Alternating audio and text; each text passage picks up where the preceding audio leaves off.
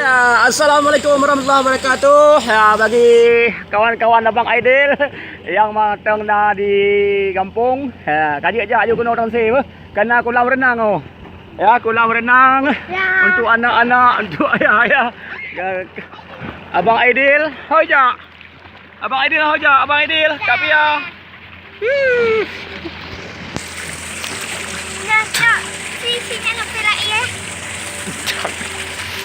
Situ nak pelak ya.